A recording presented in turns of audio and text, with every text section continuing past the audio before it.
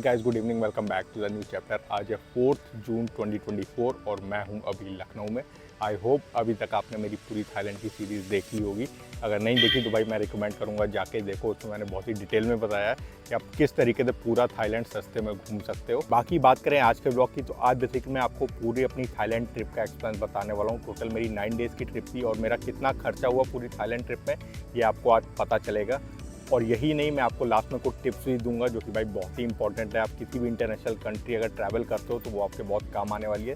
तो पूरा व्लॉग ज़रूर देखना, बहुत ही इन्फॉर्मेटिव होने वाला है। शुरू करने से पहले मैं आपको बता दूं कि इसमें मैं 2-3 फेयर इंक्लूड नहीं करूंगा, जो कि मैं आपको बता देता हूँ। तो सबसे पहला है फ़्लाइट का फेयर, क्योंकि वो भाई उसके रेट्स जो है वो वेरी करते हैं, अलग अलग टाइम पे अलग अलग रेट्स होते हैं, तो एक फिक्स नहीं होता है। तो इसलिए फ़्लाइट का, होटल का और खाने पीने का ये टोटली आप पे डिपेंड करता है। जिस टाइम पे आप फ़्लाइट बुक करोगे उसका हो सकता है रेट कुछ और हो। मैंने बुक किया था उस टाइम कुछ और था।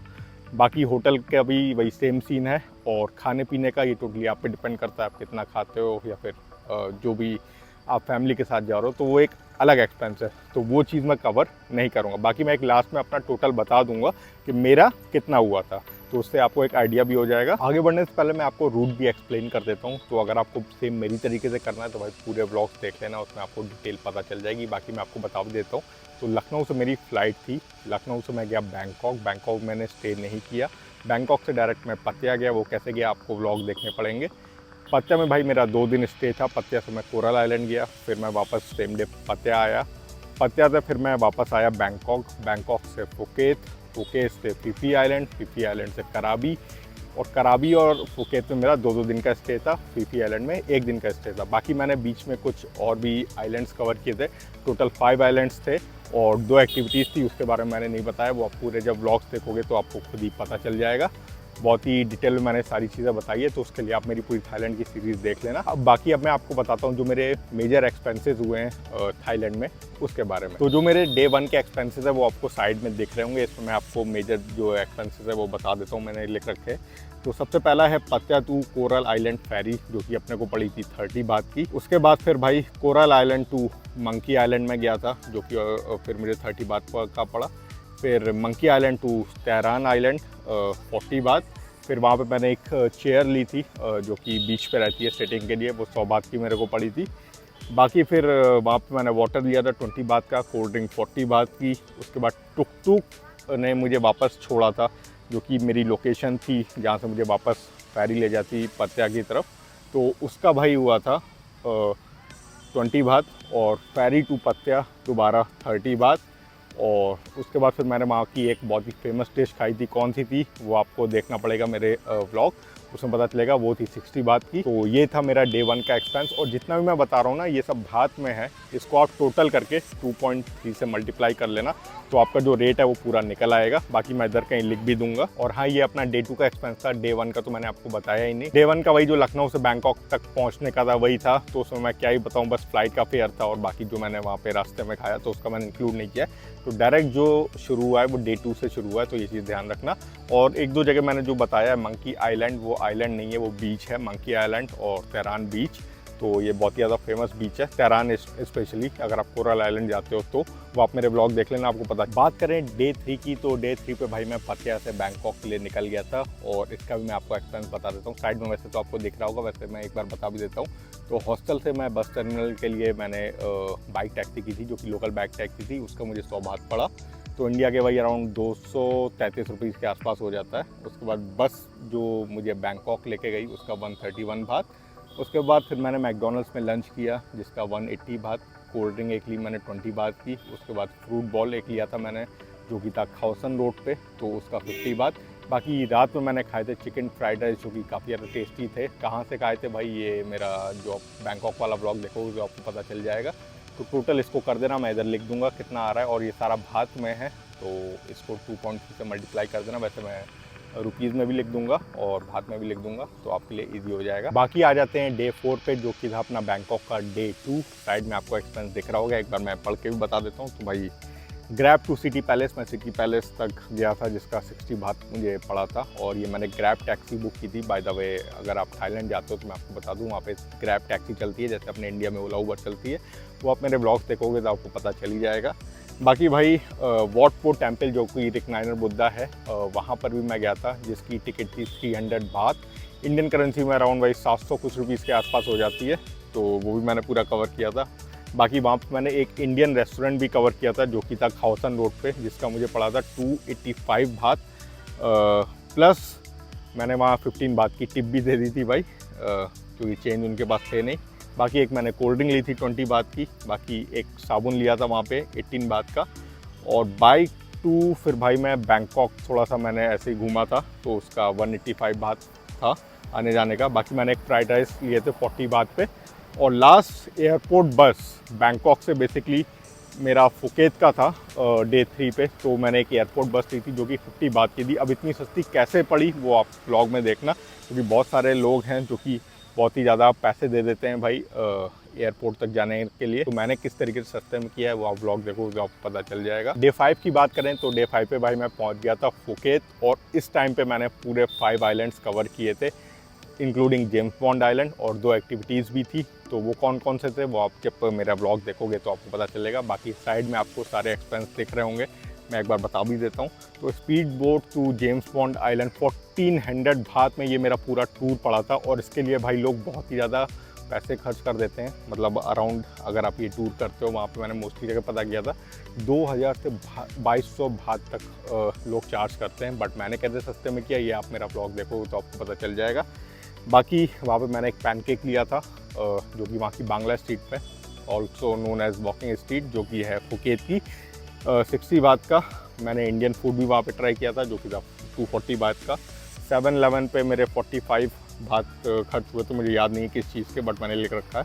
बाकी मैकडोनल्ड्स में 130 बात, और बाइक रेंट मैंने की थी फुकेत पे, वो 300 बात। और कैसे मैंने इतने सस्ते में की, कितना मेरा डिपॉजिट लगा, ये सब जानने के लिए भाई आप पूरे जो व्लॉग्स है मेरा स्टार्टिंग से देखना, आपको सारी चीज़ें बहुत ही डिटेल में पता चल जाएंगी। बाकी बात करें डे 6 की, तो डे 6 के आपको सारे एक्सपेंस दिख रहे होंगे। इसमें से भाई मैकडोनल्ड्स मैंने यहाँ पे लंच किया था जो कि 129 बात का था। उसके बाद भाई मेरी फेरी थी फीफी आइलैंड की सेम डे, तो वो पड़ी थी मुझे 500 बात की।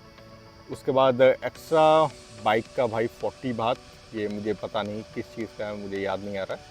वाटर लिया था 7 बात का, और फ्राइड राइस जो मैंने वहाँ पे खाए थे वो थे 50 बात के। तो ये था भाई मेरा डे 6 का एक्सपेंस। और तब तक भाई मैं पहुँच गया था फीफी आइलैंड, और फीफी आइलैंड में मैंने एक दिन स्टे किया था। और ये जब मैंने आपको इसमें मैकडोनल्ड्स का बताया है ना, ये फीफी आइलैंड का ही है, जो कि था 129 बात, जो कि मुझे फीफी आइलैंड में मैंने मील ली थी मैकडोनल्ड्स में। अब आते हैं डे 7 पे। डे 7 में भाई मैं निकल गया था कराबी के लिए, क्योंकि फीफी आइलैंड में मेरा था एक दिन का स्टे। तो कराबी के भी सारे एक्सपेंस आपके लिए आ रहे होंगे साइड में डे 1 के। तो नूरी इंडियन रेस्टोरेंट में वहाँ पे मैंने अपना भाई लंच किया था, जो कि 190 थाई बात का था। उसके बाद फिर 3 वाटर बॉटल मैंने ली थी जो कि 19 बात की थी। उसके बाद रात का जो मेरा लंच था वो था भाई जॉनीज़ रेस्टोरेंट में। जॉनी एक वहीं पे रेस्टोरेंट है कराबी में ही, काफ़ी ज़्यादा फेमस रेस्टोरेंट है, और नूरी इंडियन से भाई काफ़ी ज़्यादा सस्ता है। तो वो पड़ा था भाई मुझे अराउंड 220 बात का, जो कि था मेरा लंच। उसमें मैंने मटर पनीर, रोटी, राइस सब कुछ दिखाया, वो आप मेरे ब्लॉग से जो आपको पता चल जाएगा। बाकी भाई एयरपोर्ट टैक्सी का 150 बात मुझे लगा था, जो कि मैंने उसी दिन बुक कर ली थी डे 1 में कराबी में। उसके बाद एक मैंने वहाँ पे कुछ शॉपिंग वगैरह की थी, उसका 100 बात। बाकी पैनकेक मैंने खाया था जिसका 60 बात, तो टोटल आपका इधर आ रहा होगा। बाकी बात करें भाई लास्ट डे की, जो कि था डे 8, ऑफिशियली डे 9 होगा, बट मैं डे 8 मान के चल रहा हूँ, क्योंकि मैंने डे 1 अपना काउंट ही नहीं किया, जिसमें मैं यहाँ से लखनऊ गया था। तो वैसे आप डे 8 बोल सकते हो, लेकिन था वो डे 9। तो डे 8 पे भाई मेरा जो एक्सपेंस हुआ है वो है कराबी का, आप डे 2 बोल सकते हो, और वैसा डे 9 या डे 8 जो आपको सही लगे। मैकडोनल्ड्स में भाई 230 थाई बात जो कि मेरा था। उसके बाद रेले आइलैंड में वहाँ पे गया था, जिसका मैंने 200 बात दिया था आने जाने का, कराबी से ही बुकिंग की थी। किस तरीके से बुकिंग की थी वो आप मेरे ब्लॉग देखोगे तो आपको पता चल जाएगा। बाकी फिर उसके बाद मैंने 40 बात के सोविनियर्स लिए थे, पैनकेक लिया था 50 बात का, cold drink and post card लिए थे 66 बात के, और वाटर बॉटल ली थी 18 थाई बात की। तो ये था भाई मेरा लास्ट डे का एक्सपेंस। डे 9 आप बोल सकते हो, ऑफिशियली डे 9 होगा, लेकिन अगर मैं डे 1 काउंट नहीं करता हूँ जो कि अपना लखनऊ से बैंकॉक का था, तो अब डे 8 बोल सकते हो। तो यही थे भाई टोटल मेरे 9 डेज़ की पूरी जो मेरी ट्रिप थी उसका टोटल एक्सपेंस। और टोटल करके अगर मैं बोलूँ तो भाई टोटल आपके सामने इधर स्क्रीन में आ रहा होगा देख लो, अभी मैंने टोटल नहीं किया है। देखो इस तरीके से कुछ मैंने लिख के रखा है भाई, ये वहीं पे लिखा था। देखो ये पूरा मेरे पास लिखा हुआ है, ये मैंने अभी नहीं लिखा है, तो इसी को मैं देख के बता रहा हूँ। अभी तक मैंने टोटल नहीं किया, लेकिन मैं जब ये व्लॉग डाल रहा हूँ तो उसमें टोटल करके यहाँ पे लिख दूंगा कितना मेरा एक्सपेंस हुआ, थाई बात में भी, इंडियन रुपीज़ में भी। अब मैं आपको कुछ मेजर पॉइंट्स बता देता हूँ जो कि भाई बहुत ही इंपॉर्टेंट है अगर आप किसी भी इंटरनेशनल ट्रिप पे जा रहे हो, उसके लिए आपको क्या नहीं करना है। और ये भाई पार्ट ज़रूर देखना, क्योंकि ये ना कोई नहीं बताता। बेसिकली मैंने इतने सारे व्लॉग्स देखे हैं, लेकिन किसी ने इन सारी टॉपिक्स पे बात नहीं की है, तो मैं आपको बहुत ही अच्छे से सिंपल वे में एक्सप्लेन कर देता हूँ। अच्छा, एक चीज़ मैं आपको और बता दूँ, आपको लग रहा होगा भाई करावी से मैंने वापस इंडिया का तो बताया ही नहीं, तो ऐसी सीन है, मैं करावी से वापस इंडिया नहीं आया था। करावी से फिर मैं डायरेक्ट गया था मलेशिया, कुलालमपुर। उसके भी ब्लॉग्स आएंगे, जैसे ये थाईलैंड का लास्ट वीडियो है, इसके बाद भाई मलेशिया की ट्रिप शुरू हो जाएगी। और मलेशिया के बाद मैं गया था सिंगापुर, सिंगापुर से फिर मैं वापस आया था इंडिया। वो आपको आगे देखने को मिलेगा, जो भी ट्रिप मैंने मलेशिया सिंगापुर किस तरीके से सस्ते में किया वो भी बताऊंगा। फिलहाल मैं आपको कुछ टिप्स बता देता हूँ जो कि आपके बहुत काम आएंगे। सबसे पहली टिप है भाई कि आपको मेंटली प्रिपेयर रहना है।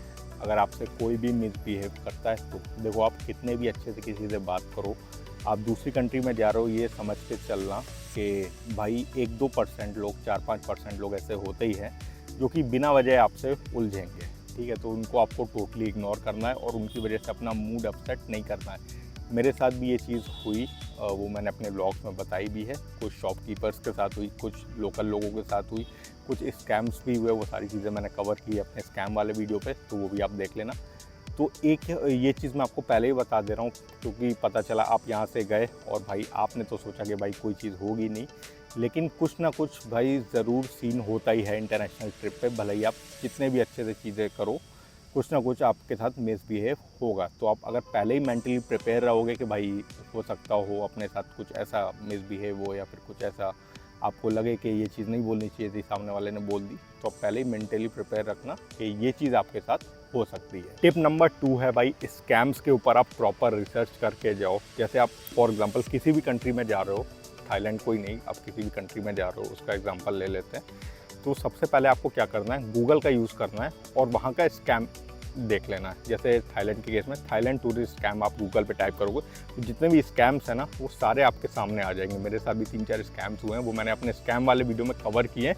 उसको आप भाई पूरा देखना, आपको बहुत ही डिटेल में पता चलेगी क्या क्या चीज़ें इंडियंस के लिए भाई वहाँ पे हो सकती हैं, किस चीज़ों से आपको बच के रहना है। तो वो सारी चीज़ें जब आप मेरे स्कैम वाला वीडियो देखोगे उसमें आपको भाई पता चल जाएंगी। तो ये चीज़ थोड़ा सा एक आप अपनी तरफ से रिसर्च करके जाओगे तो वो आपके लिए बेटर रहेगा। बाकी थर्ड और मोस्ट इम्पॉर्टेंट टिप है भाई, ट्रैवल इंश्योरेंस को लेके। मोस्टली लोग ट्रैवल इंश्योरेंस नहीं लेते हैं, मैंने देखा है, बट भाई ट्रैवल इंश्योरेंस ज़रूर लेके जाओ।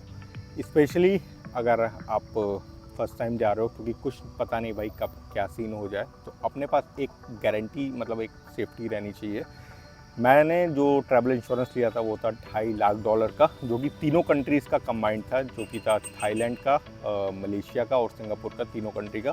और ये मुझे पड़ा था सिर्फ़ और सिर्फ आई थिंक 1200 से 1400 रुपये का, मुझे याद नहीं है, मैं लिख दूँगा।